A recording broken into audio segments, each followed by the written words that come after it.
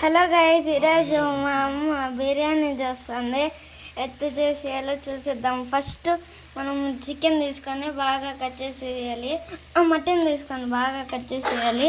ఆ తర్వాత మనము ఈ కొత్తిమీర తీసుకొని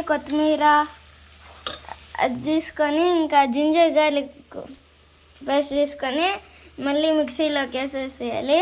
ఆ తర్వాత దీంట్లోకి వేసేసేయాలి, బాగా ఫ్రై చేయాలి.